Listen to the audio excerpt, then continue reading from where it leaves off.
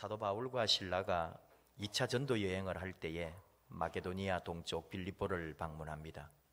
이게 아시아, 지금으로 하면은 터키에서 유럽, 그리스로 넘어가게 되는 과정입니다.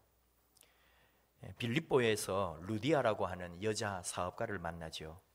이 사람은 두아디라 지역, 지금의 이제 터키인데, 터키에서 옷감 사업을 하는 사람인데, 여기 그리스 빌립보 지역에 와가지고 또 사업체도 가지고 자기 집도 가지고 있는 그런 재력가였다고 보아집니다. 사도 바울을 만나서 예수님을 구주로 영접하고 그리스도인이 됩니다. 그리고는 아예 루디아 집에 바울과 실라를 지내게 해주었고, 거기에서 빌립보 교회의 첫 예배 처소, 빌립보 교회의 모체가 바로 이 루디아 집이 아니었을까, 이렇게 우리는 추측하는 거죠. 이렇게 이제 사도 바울이 빌립보에 들어와 가지고 며칠 동안 빌립보에 머물고 있는 중에 이 소녀 한 명이 자꾸 따라다니는 거죠. 귀신이 들렸고 점을 잘 치고, 또 이 소녀를 종으로 데리고 점치게 하면서 돈을 버는 그런 주인들이 있었다는 거예요. 귀신의 힘으로 점을 치고 그렇게 이제 벌어들이는 수입이 있겠죠. 이 소녀가 바울과 실라를 따라다니면서 성가시게 했습니다. 이 사람들은 지극히 높으신 하나님의 종으로 구원의 길을 너희에게 전하는 자다 하면서, 여러분도 이 점치는 사람들 알죠? 나이는 몇 살 안 되면서도 어른들한테도 톡톡 말 놓으면서 동쪽으로 가, 서쪽으로 가 이러면서 아마 얘도 그러지 않았을까 싶어요. 나쁜 말은 아니죠. 사도 바울과 실라를 보고 지극히 높으신 하나님의 종이고 여러분들에게 구원을 전해주는 사람이다 하면서 어떤 나름대로 신령한 세계를 아니까 그렇게 했는지 모르겠어요. 그것도 하나의 점치는 거죠. 이 여자는 나쁜 말은 아닌데 하루도 아니고 자꾸 졸졸 따라다니면서 외쳐대니까 바울 입장에서는 성가셨던 모양입니다. 오늘 주신 말씀 18절, 바울이 심히 괴로워하였다고요. 우리식으로 하면은 이거 어떡하냐 얘 이거, 뭐 또 오늘 또 따라오네, 이거 어떡하지? 그리고는 사도 바울이 이 소녀를 향해 외쳐버렸습니다. 예수 그리스도의 이름으로 명하노니 귀신아 나오라. 그랬더니 귀신이 나가버렸어요. 어쨌든 우리가 이걸 분석을 해보면 이 소녀는 두 가지의 감옥에 갇혀 있었다고 보는 거죠. 하나는 남의 집에 남의 주인이 있는 거잖아요. 노예였어요. 우리가 좋은 말로 종이라고 하지만은 그 당대로 말하면은 노예거든요. 노예가 돼가지고 남의 사람 밑에 있는 거고, 또 하나는 귀신에 사로잡혀 가지고 잘못된 영이라고 하는 감옥에 갇혀 있는 그런 존재였단 말이죠. 자기 스스로는 어떻게 할 수가 없는 억압되어 있는 그런 상태로 살았죠. 또 자기가 무엇을 하는지, 또 자기가 하는 것이 좋은 건지 나쁜 건지 판단조차 못하지 않았을까. 살긴 사는데 안에서 귀신이 사는 거고 귀신으로 살아가는 거죠. 그리고 결국은 남의 종살이고 남 배불리는 일에 쓰이고 있는 거죠. 예수의 사람이 다른 게 뭐죠? 예수님이 내 안에 산다는 게 그런 거예요. 내 안에 예수님이 살고 내가 예수님으로 산다는 것. 이렇게 귀신에게 사로잡힌 사람은 귀신이 산다 이 말이죠. 예수의 사람은 예수가 사는 거예요. 어쨌든 이 여자아이는 복된 삶은 아니었습니다. 그리고 이것도 모르고 살아가는 이 소녀가 더 불쌍한 거죠. 이런 상황에서 바울이 그녀를 구해 주었다. 자유를 얻게 해준 거예요. 오늘 우리가 드리는 예배가 8.15 74주년 감사 예배입니다. 우리가 일제 36년 또는 35년이라고도 하는데, 일제 강점기 식민지에서 벗어난 8월 15일 8.15 해방이라고 하죠. 해방이라고 하는 것은 속박하거나 가두었던 것을 풀어 자유롭게 함, 이런 뜻입니다. 8.15 광복이라고도 하죠. 빛광 회복할 복, 빛을 잃어 암흑천지가 되었는데 다시 빛을 찾았다. 여기서 말하는 빛은 땅과 주권과 자유를 말합니다. 결국은 8.15 해방, 8.15 광복이라고 하는 것은 자유가 핵심인 거죠. 자유를 되찾은 날입니다. 주인된 자유, 인간된 자유, 그리고 언어와 문화와 교육의 속박으로부터의 자유, 얼마나 소중합니까? 우리가 자유를 얻었다는 것. 오늘 우리가 그 자유를 마음에 새기고 다시 생각하는 것은 너무나 당연한 의무예요. 오늘 하나님께서도 우리에게 자유를 말씀해 주고 있거든요. 점치는 소녀가 귀신으로부터 자유케 되고, 감옥에 갇힌 바울과 실라가 찬송을 할 때 기적처럼 감옥 문이 열렸다는 것도 자유고, 거기에다가 빌립보 감옥 간수가 나중에 예수 그리스도를 영접하고 믿게 되었다는 것도 그의 삶의 영혼과 육신의 자유와 해방을 맞게 되었다 하는 것을 보여주고 있습니다. 그런데 오늘 주신 말씀에 이 소녀를 이용하는 사람들이 있었거든요. 어린 소녀, 여종의 주인 되는 사람들입니다. 주인들이라고 하는 거 보니까 우리식으로 말하면은 아마 같이 투자를 해가지고 다른 주인에게서 이 여종, 점치는 여종을 사지 않았을까, 그런 생각도 해보는 거죠. 귀신에 사로잡혀가지고 억압된 삶을 살고 있는 이 여종의 불행을 이용해가지고 자기 배를 채우는 사람들, 이 사람들이 가만히 있겠어요? 제정신으로 돌아와가지고 여종의 점치는 재능이 다 사라져버렸는데요, 자기들 수입원이 끊어졌는데요. 그러니까 바울과 실라를 아주 그냥 막 죄지은 사람들처럼 해가지고 이 신고도 해가지고 막 고발을 해가지고 끌고 가게 만들었잖아요. 관리들에게, 그리고 상관들에게 데리고 가가지고 막 재판을 하게 하는 거예요. 죄명이 뭐냐? 유대인인데, 저 유대 땅 예루살렘에서 온 자들인데 이 우리 빌립보에 와가지고 막 우리 이 빌립보 성을 요란하게 하고 로마 사람인 우리가 받지도 믿지도 못할 이상한 말을 전하고 이상한 풍속을 전하고 한마디로 불온 사상을 전하고 사회를 어지럽힌다, 이런 말이잖아요. 그러니까 잡아야죠. 관원 입장에서는. 바울과 실라는 엄청나게 매를 맞습니다. 고문을 당합니다. 그리고 빌립보 감옥에 갇혔습니다. 귀신 들린 여종이 제정신이 들어가지고 돌아오면 우리가 사실은 그 여종을 그 얼마나 기뻐해주고 그걸 낫게 해준 사람을 칭찬해 줄 일이지, 자기들 이익 끊어졌다고 손해보게 되었다고 사람을 이렇게 때리고 가두어 버렸다 하는 거예요. 그렇습니다, 여러분. 자유라고 하는 건 그래요. 언제나 도전받습니다. 자유라고 하는 것은 최상의 가치이기 때문에, 자유는 죽음과도 바꿀 수 있는, 자유가 아니면 죽음을 달라, 그 정도의 가치거든요. 그러니까 자유는 어떤 상황 가운데서도 존중받아야 돼요. 우리 한 사람 한 사람의 자유, 한 나라의 자유, 어떤 단체나 어떤 상황에 있더라도 자유를 주어야 되고 자유는 존중받아야 하거든요. 그런데 오늘날 여러분, 이 자유로운 시대라고 하면서도 사람들은 이 자유를 귀하게 또는 가치 있게 여기지 않아요. 아무리 자유가 고상하지만 내 실제적으로 피부에 닿는 이익을 건드린다면 그 자유도 아주 무색해 만들어버리는 시대. 자기 이익에 저해되면 아무리 고상한 가치라도 공격의 대상이 되는 것. 이게 오늘 자유가 이 시대, 이 역사 속에서도 많은 어려움을 겪게 한다는 거죠. 광복 74주년을 맞이하면서 과연 우리가 이 자유를 누릴 만한지, 8.15 이후에 지금까지 74년 동안 우리가 진정한 자유인으로 자유 대한민국을 지키고 내 자신도 자유인으로 이 나라에서 살고 있는지를 한 번 더 생각하는 거예요. 그리고 이 땅이, 이 나라가 생존할 수 있는지 고민하는 것이 바로 74주년 광복절에 우리가 생각하는 거예요. 요즘 일본과의 관계 때문에 날씨도 더운데 이 일본 때문에 우리의 불쾌지수가 더 높아졌습니다. 대법원 강제징용 배상 판결에 불만을 품고 치졸한 경제보복을 시작한 일본입니다. 이에 대한 반감이 사회문화, 민간 교류 전반으로 퍼져나가고 있습니다. 일본 대사관 앞에 시위대가 몰려갑니다. 어떤 분은 분신까지 시도해가지고 지난번에 돌아가셨죠. 우리는 너무 극단적인 행동을 지지하지는 않습니다. 그럼에도 불구하고 아베 정권이 하는 걸 보면은 분노하지 않을 수 없는 그런 상황이라는 거죠. 일본이라고 하는 나라는 이 35년, 36년 우리를 다스려 본 경험이 있어가지고요, 언제나 우리 한국이 일본의 하청업자점으로 생각한다니까요. 상황이 바뀌는 줄을 모르고 시대의 변화를 모릅니다. 반도체며 자동차며 여러 분야 한국이 세계적인 경쟁력을 갖추고 있습니다. 여전히 아직도 일본이 털어진 부분이 많이 있지만 이제 우리 한국은 일본의 목은 아니라도 손목이라도 비틀 수 있는 그런 힘을 우리가 가지고 있다 이 말이죠.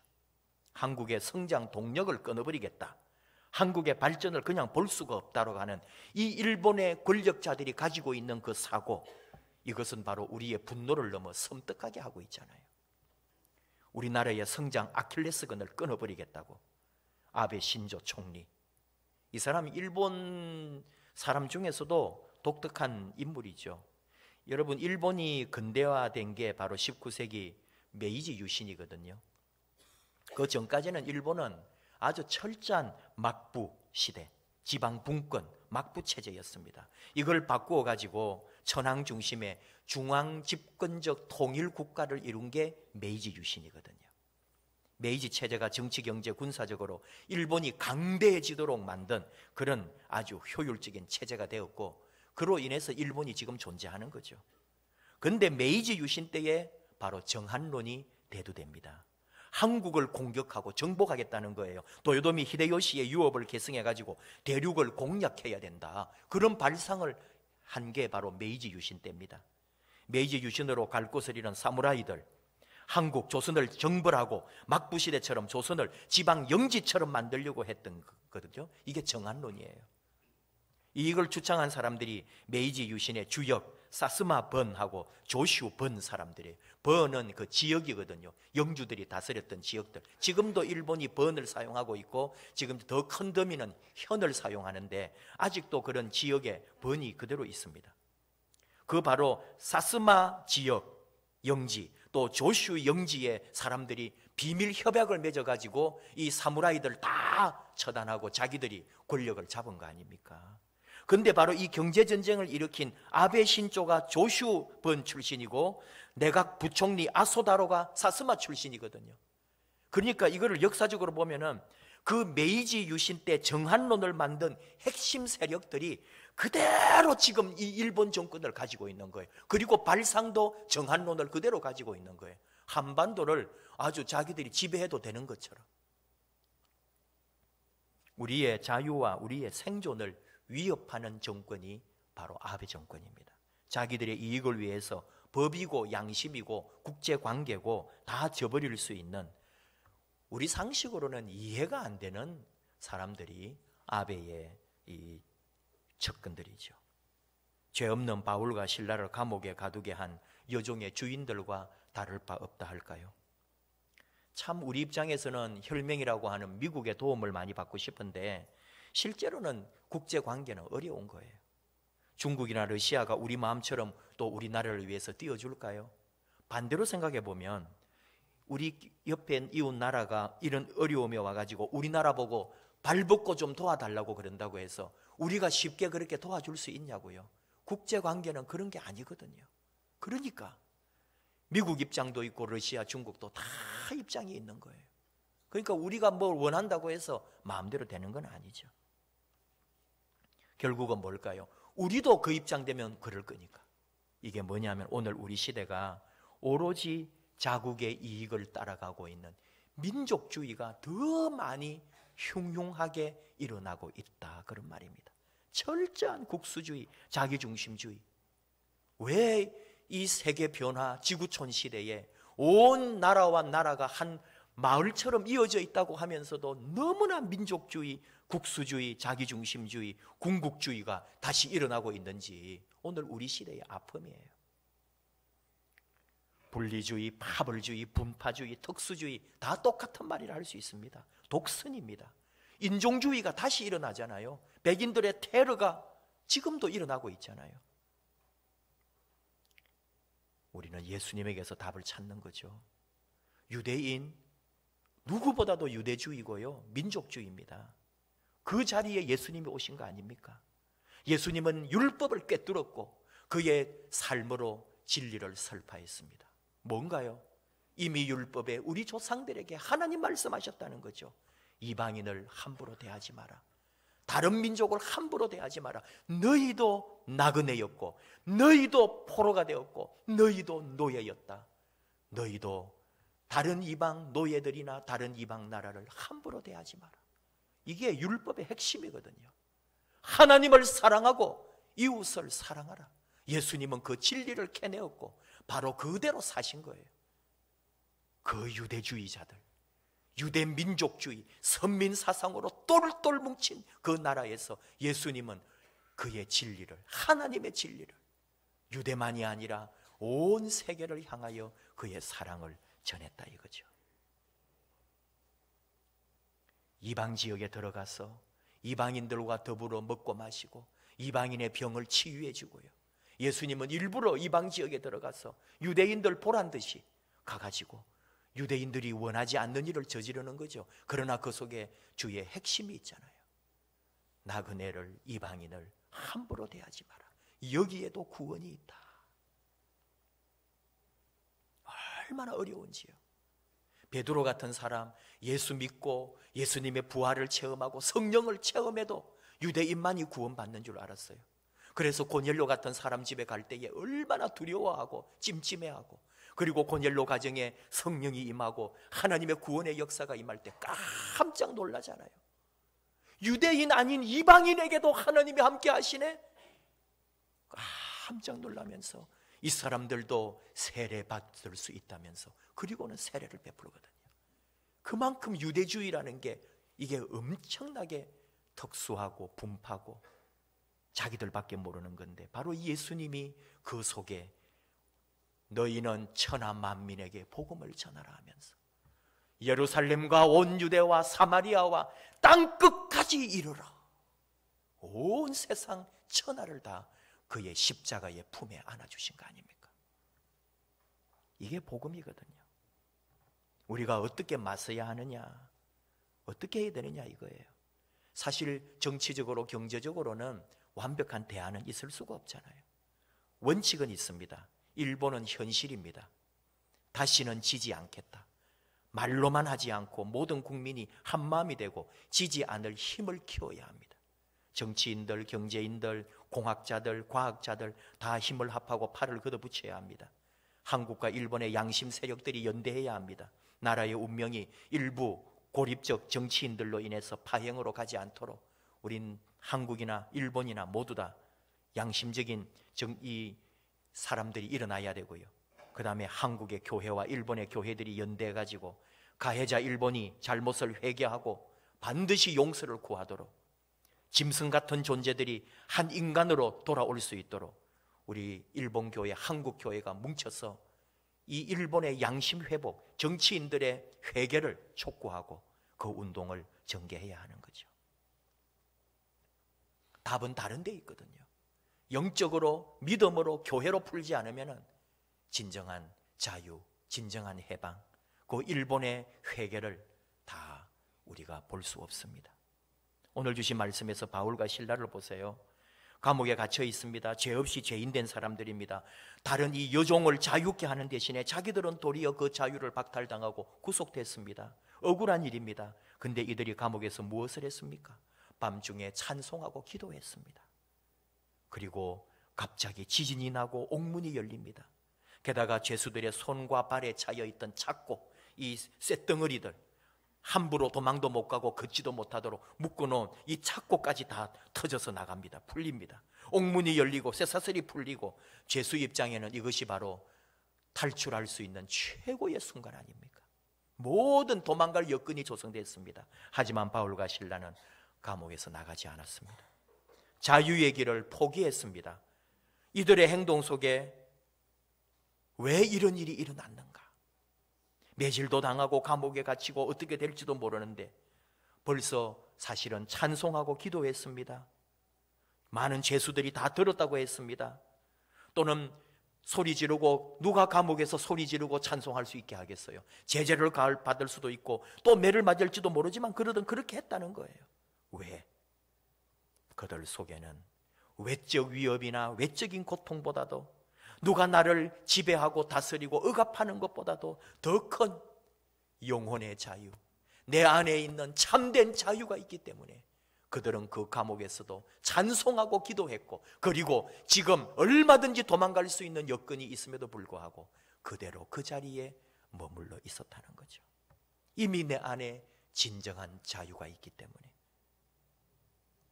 내가 이미 얻었다함도 아니요 온전히 이루었다함도 아니라 오직 내가 그리스도 예수께 잡힌 바 된 그것을 잡으려고 쫓아간다고 했던 바울의 고백, 예수님에게 잡혀서 예수님으로부터 자유롭고 그분이 주신 자유 안에 살기 때문에 세상에 이런 잔잔한 자유점이야 내게 구속도 아니다 이거죠.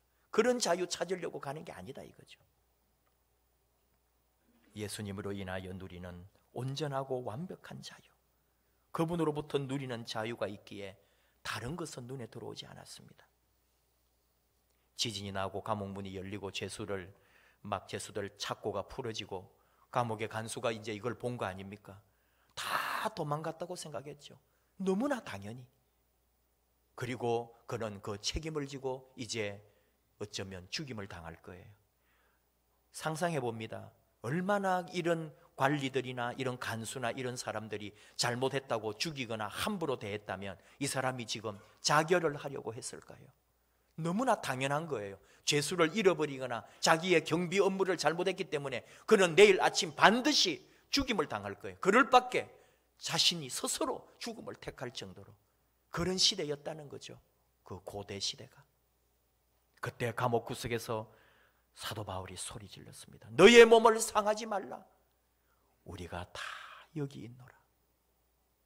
간수가 벌벌 떨면서 달려와 무릎을 꿇었다 했어요. 뭘까요? 영적 두려움이죠. 이 사람들 뭐지? 그 사람들의 모습 앞에 무릎 꿇을 수밖에 없는 영적 권세를 앞에 완전히 굴복하는 거죠. 바울과 실라를 집으로 인도했고요. 상처를 다 싸매 주었고요. 선생님들, 내가 어떻게 하면 구원을 얻을 수 있습니까? 똑바로 본 거예요. 바울과 실라를 발견한 거예요. 이 사람들 속에 있는 자유를, 이 사람들 속에 있는 참된 구원을 본 거죠. 내가 선생님들처럼 되려면, 선생님들이 누리는 그 자유를, 그 구원을, 선생님들이 누리는 그 진리를 내가 어떻게 하면 얻을 수 있습니까? 주 예수를 믿어라. 단호하게 선언하는 거죠. 주 예수를 믿어라. 그리하면 너와 내 집이 구원을 얻으리라. 예수님 안에 참 자유, 참 해방, 참 구원이 있습니다. 예수님만이 우리를 온전하게 자유케 하는 거죠. 아직도 우리가 74년이나 된 이 해방, 이 광복의 시대에도 어떻게 보면 우리는 당해본 사람이고 눌린 자들이라 아직도 일본에 대해서 피해의식이 있고 아직도 일본을 무서워하는 마음도 숨어 있다니까요. 아직도 온전한 자유를 못 누리는 거예요. 우리는 자유합니다. 정치적으로, 민족적으로, 법적으로도 온전한 자유인들이고 우리는 예수 안에, 복음 안에, 하나님 안에서도 자유인들이요. 이제는 도리어 일본을 향하여 그 일본을 자유케 해주려고 아직도 억눌려 있는 고대의 역사, 그 관습들, 그 잘못된 역사관을 고쳐줄 수 있는 바로 우리가 자유 대한민국, 자유의 그리스도인임을 알아야 합니다. 여전히 눈에 보이는 것만이 최고인 줄 알고 있는 우리들, 자본주의와 시장 경제로 물질 문명에 빠져 있는 우리들, 정신 차려야 합니다. 진리가 너희를 자유케 하리라 했지만 오늘 우리 시대는 돈이 너희를 자유케 하리라, 과학과 기술이 너희를 자유케 하리라, 모두가 그걸 따라가고 있거든요. 그 자리에서 우리는 다시 예수님을 발견합니다. 교회가 정신 차려야 한다는 것, 교회가 일어나야 한다는 것, 교회가 다시 소망이 되어야 된다는 것, 남북의 관계, 한국과 일본의 관계, 이 모든 관계의 회복은 복음이 회복되어야 되고 교회가 정신 차리고 우리 그리스도인만 다시 한번 일어나면은 세상을 바꿀 수 있다는 것. 예수님 주신 참된 자유, 해방 안에 우리도 정신적으로, 영적으로 내 삶에서도 참 자유를 누리고 세상의 가치, 세상의 것에 억눌려 세상의 것에 지배받는 사람이 아니라 주의 말씀 안에 자유케 되고 우리 주변에 있는 모든 나라들을 더 큰 믿음의 눈으로, 그리스도의 눈으로 불쌍히 여기면서 그들을 구원코자 하는 그런 여유와 믿음이 우리에게 요구됩니다. 오늘 광복 74주년에 정말 예수 안에 우리 교회가 다시 한 번 더 정신 차리기로, 우리 그리스도인이 다시 한 번 더 일어나기로 결단하고 나라와 민족을 위하여 기도하며 이 나라, 이 시대, 이 역사 앞에 우리 그리스도인이 교회가 어떻게 해야 될 것인지, 특별히 40주년을 맞는 우리 교회가 이 나라와 이 민족을, 이 땅을 위하여 어떤 쓰임을 받을 것인지 한 번 더 결단하면서 우리 교회를 세우는 일에, 교회를 일으키는 일에, 다시 복음으로 하나 되고 연합하는 일에, 그리고 예수 안에 진정한 자유함을 누리는 그런 아름다운 교회, 아름다운 성도들 되기를 축복합니다. 함께 찬양합시다. 교회여 일어나라. 주님이 부르신다. 모든 것 내려놓고 주님의 부르심 앞에 나아가서 교회여 일어나서 이 시대에 빛이 되고 하나님의 사명을 감당해라. 교회여 일어나라.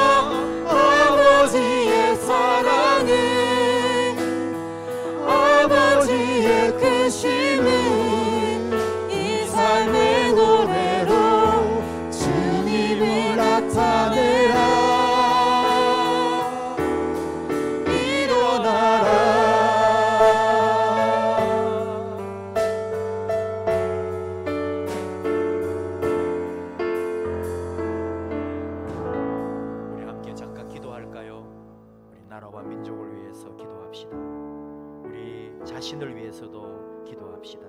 교회를 위해서 기도합시다.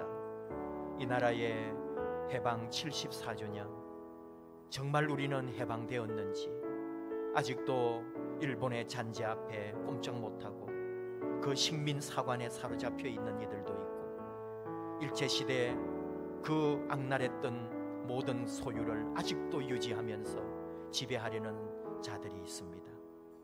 거기에 편승하는 어리석은 사람들도 있습니다. 진정한 일본으로부터의 자유, 참된 해방, 자유 대한민국을 더 사랑하고 지키고 그리고 온 세계 자유를 위해서 나아가는 이 나라 되게 해달라고 특별히 교회가 깨어 정신 차리기 원합니다.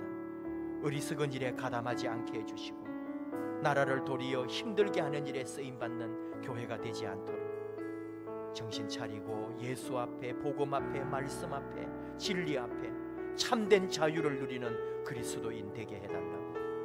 그리고 우리 교회가 이 시대 이 역사 앞에 아름답게 쓰임받기 원합니다.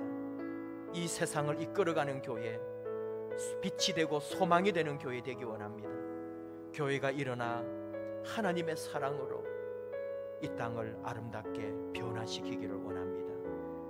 참 자유를 누리는 영혼의 자유, 삶의 자유, 돈과 세상의 명예와 이익으로부터의 자유, 그런 아름다운 자유를 누리는 그리스도인 되게 해달라고. 그 일을 위해 쓰임받는 교회 되게 해달라고. 우리 자신이 예수 안에 참 자유인 되게 해달라고. 주여 부르고 같이 기도하십시다. 주여.